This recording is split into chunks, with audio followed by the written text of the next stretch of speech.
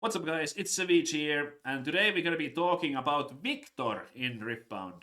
Viktor is a very strong legend that I think a lot of people might be underrating right now. It is also one of the best bang for the buck decks. Here you see it, like you get probably in dollars for like $150, you can get the entire deck, and nearly all of that is just a set of Thousand Tail Watchers. I will also be offering some of the budget options if you do not have access to Thousand Tail Watchers, or you want to just wait on buying them for prices to maybe come down. But everything besides the Watcher is pretty cheap. But this is, to be clear, what I'm presenting to you is not particularly built for budget. It just happens to be affordable. All right, so what does Viktor do? Let's start with the basic plan. The Legend Power provides us for one energy and exhausting, we can get recruit tokens. The Viktor gameplay and strategy is based around conquering battlefields with crappy tokens to score cheap points. And Viktor is very good at scoring early because you can produce oftentimes multiple bodies and you can pressure both battlefields. This is absolutely an aggressive strategy and should be played as such. We have some more powerful cards, but scoring a lot of points early is a big part of our gameplay, and that's usually provides you an edge against slower decks when you're playing as Viktor. Right now, the power distribution is pretty close to even on this version, so we go with 6 runes, and let's get into the battlefield strategy. So for game 1, I have been going for Trifarian Warcamp. Units here have +1 might. We have more bodies, so that really helps us gain an advantage by having more units than our opponent does. And in addition, we have some cards such as Stupefy that allow you to -1 your opponent's unit. So this provides us with guaranteed ability to gain value from Stupefy. As otherwise, if we had a 1 might, you had a 1 might, and you can't really Stupefy because it's a minimum of 1. But that makes us win a fight like that because we both have a 2, so Stupefy actually works. So that's an extra use. But yeah, mostly because we have more units. Then our other choices are Arena's Greatest. This is for the game where we get to go first. So after we lost the game, we select the Arena's Greatest because we will know 100% that we're going first. Once again, the deck is very aggressive and very strong at scoring early. So just having that 1 extra point really allows us to run away with the lead, ideally. It's just a very successful battlefield especially against the slower decks. They really get blown out by it. It is very good to play this going first. Our last battlefield, this is the one that I'm not 100% sure about, and it might require a little bit more testing, but I feel pretty good about it. It's the Wild Moss Lair. I was just going through all the battlefields in the game, and this felt like one that is absolutely very beneficial for us because we have those shitty 1 might units, whether it's the Soaring Scout, the Watchful Sentry, or just a recruit token. We don't really care if we lose those units, but our opponent is very likely to be having more valuable units than us, and then they will be stuck at the battlefield. So we can take them out in ways that we want, that they cannot retreat, even if they get readied with extra ways to ready. So yeah, Wild Moss Lair is for the game where we are likely going second. So that allows us to gain benefit from opponent trapping their units before we get to make our move. Then the leader of choice is Viktor, the leader of choice, champion of choice. I just think it's better stat line than the blue one. It's also much easier to use. I think the ability is more powerful, so pretty much a no-brainer there. I would not play extra copies. I think just having access to 1 from the champion zone is plenty. Reminder that whenever a non-recruit unit dies, it's not like in some other games where it could be like non-token unit dies. It is when non-recruit unit dies. So that also includes such as the sprites from the sprite mother. So when your sprite dies at the beginning of the turn, you will be gaining a recruit to replace it. Yeah, so we have some tricks here. We got a bunch. So we have Stupefies, there are 3 of those, very good at drawing cards. Gives you the -1, allows you to get better trades, which goes well with the Ravenbloom Student.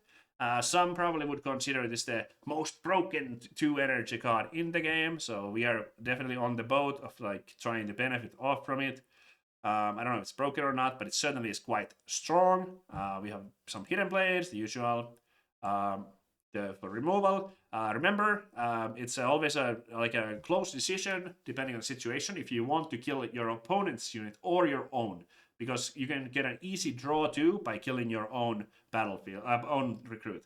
It's especially valuable if you know that your unit is going to die anyway, as like the cost of losing a unit is like you're already losing the unit. So yeah, but you have to always evaluate like what does it accomplish to destroy the enemy unit. If you think you can hold them back, or if you're not worried about your opponent drawing cards, then probably go for the enemy unit. Smokescreen, really helpful in allowing our tokens to get good trades, because we'll try Triparian Warcamp as well. The 2 mana units that we have, I had Smokescreen. So I used to have 3 copies, but I felt like sometimes I draw them at the same time. So I kind of like substituted one of the Smokescreens for a Blastgun Fae, which can of course be played from hidden. It's pretty powerful. Again, especially good on the Triparian Warcamp, but it works anywhere. So 2 might, hidden card. When you play me, give a unit -2. So you can play this from hidden, -2 their guy, and you have a new 2 power unit of your own. This can be a very strong tempo play. Remember, you can also play it from the hand to base, and then send in your whatever ready recruit you have. So it might allow your recruit to trade with something like a 3 might unit, thanks to this effect. So there's many ways to play this. Ideally, we would not play this on the first turn because of the recycle cost, because that's not we're not interested in paying that so early. So yeah, but yeah, after a couple of turns have passed, or when the time is appropriate for hiding, it's totally fine to recycle for it. So the units that we have, Rainbow Student was obviously the bomb. That's the one that we want to keep alive. We could even like consider playing retreats in the deck just to save the students. That's what it's usually for. There's not much else to like keep saving, but it can help with the student. But I have selected to not play those, not even in the sideboard at this time. Our other 2 drops are Soaring Scouts, another like a unit that we just kind of like allow to die or want to die alongside with those recruits. Generals as a rune. The might doesn't really matter that much. It's just there to keep us going, get those cheap early points. Then we have the Watch Sentry, which gives us a card draw, very similar in function to the Soaring Scout. Very much like it almost looks like a filler, but it feels really good to play early. A little bit like maybe I guess the Soaring Scout rune is a little bit more valuable than the Sentry draw, but the draw is more valuable in late game. So early Scout and then late Sentry. Of course, there's situations where your hand is not very good, so you might want to play Sentry first, but I would recommend starting with the Scout if you have it. So that's your best 2 energy play oftentimes. Then at 3 energy, you might notice that we are not running the Faithfuls. So what we are doing right now with the deck is that turn 1, if we're starting with 2 energy, we always play a 2 energy unit. If we're starting with 3 energy, we don't want to play a 3 energy unit, okay? What we want to do is we want to play a 2 energy unit and activate the legend to have 2 different units. Because having 2 different units that early on allows you to pressure both battlefields. One of them is likely to be empty, we can send the recruit there, and the other one, maybe we use a spell to get a trade, or we can just use a removal of some sort to maybe remove the defender. But if you can get the double conquer off, that is incredibly powerful. It's super hard for your opponent to gain both of them back or remove your units on both of the battlefields, with the exception of course, Falling Star, but that's another story. So, but why are we playing Shen? I noticed that in this version in particular, we are quite often holding up some of the energy. We might make some cheap plays, play some cheap units, but then we are holding up some energy to have access to cards such as Stupefy, Smokescreen, Hidden Blade, and it's just like, it ended up play testing way better than I anticipated. Shen was super powerful to me. I'm not sure if 3 copies is the way to go, but the surprise factor was very significantly beneficial to us. After our opponents learned that we are playing it, it might be better to like adjust the deck list maybe slightly, just play 2 copies, for example. But right now, it was just playing so well. You have only a token, and then it's suddenly like boom, like out of nowhere, 5 Might Defender for 3. It's just so strong for the cost, and yeah, allows some variety if the stupefies and removals are not appropriate at the time. Sprite Mother, extremely powerful play, especially against slower decks where we are going first. Because on turn 1, we will play 2 energy unit, and turn 2, it allows us to score both battlefields on turn 2 when we are going first. You sure the sprite will die afterwards, but it doesn't really matter. Like we already got the point, and the next turn the sprite matter itself can score the other battlefield. So like in a perfect world, what happens is that we are going first on the arena's greatest, and then we go 2-drop, let's say a Soaring Scout, turn 1, and then turn 2 Sprite Mother, and we are already at 3 points on turn 2. 3 points on turn 2, and we are pressuring both the battlefields. One of them is holding, and then we have the Sprite Mother ready to come in. Then we get to 5 points on turn 3 quite often. It's just like incredibly powerful. Absolute must-have trio. Super powerful card. Can also be a good like keep in the starting hand, especially in certain matchups, but in many matchups if you already have a 2-drop. Of course, you have the mulligan 2 cards. If you do not have a 2 energy card in your starting hand, you must try to get a 2 energy card. It's very important in Game of Riftbound, no matter what deck you're playing.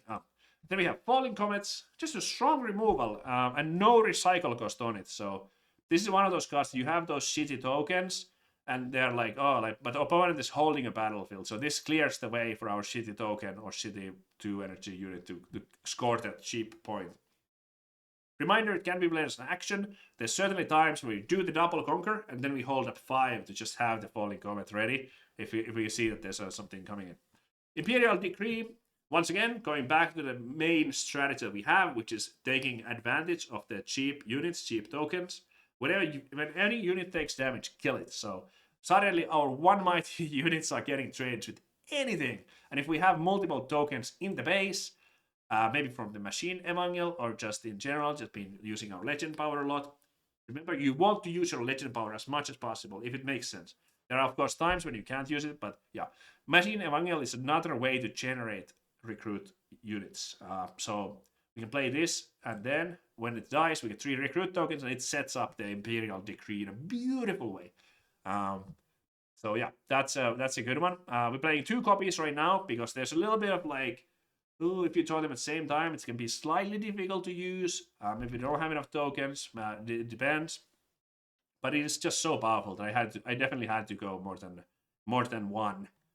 But no 3. Some players are playing maybe 1 in the main deck and 1 in the side, and I think that would also be good if you feel like this is a little bit too much. Yeah, the Evangels, of course, they produce those tokens for the Decree. Then we have Triple Singularity, absolutely amazing card. Fits the deck perfectly. It's our big removal. You can clear just like the Falling Comet, excuse me. Just like the Falling Comet clears the path for our small tokens to get those cheap points. We're not really necessarily trading in with that. So clears the path, and it has an interesting synergy also with the Call the Weak. Because with Call the Weak, both players kill 1 unit, and if your opponent tries to play around the Call the Weak by playing another one, then they sort of play into Singularity. So it's like, if they have 1 unit, then we call. If they have 2 units, then we Singularity. Super, super strong card for the deck. And finally, Thousand Watcher. Our mega powerful, maybe the best rare, probably the best rare in the game. Gives enemy units -3. With the Accelerate, it can oftentimes conquer one of the battles by itself. And the -3 will help your recruits to get some valuable trades too. Yeah, so the Watcher and the Decree are sort of our win conditions. And then we have certain setups for it, like the Evangelist setup for this. So these cards will get us from 6 to 8. And with this deck, most of the time, the way the game flows, of course there are exceptions, but the way the game flows is we are scoring quickly up to 6. And once we're at 6, that's when we sort of pull everything back and we load up to finish what we started. And these are the cards that we finish it with. Whether it's Imperial Decree or Thousand Watcher. We go for the double conquer and we get to 8. Of course, if there's an Aspirant's Climb, then maybe like, okay, we need to get to 7, and then from 7, like anyone who's played against strong Viktor player knows how terrifying it is when the Viktor player is 2 points away. I promised to offer some replacements. So the best thing I could cook up with to bring down the cost of the card or the cost of the deck is that we would take out 1 Watcher. I think I had it here, and instead we would bring in 2 Grand Stratagems and 1 extra copy of Imperial Decree. So that is the best I could come up with for replacement. And in that case, we will still have the same amount, 5 cards that are sort of like ending the game and threatening to end the game. One extra note that if you do go with those replacements, we are going lower on the blue costs and we are going up on the yellow recycle costs. So you most likely want to bring in a 7th order rune. Take out 1 mind rune and add 1 order rune.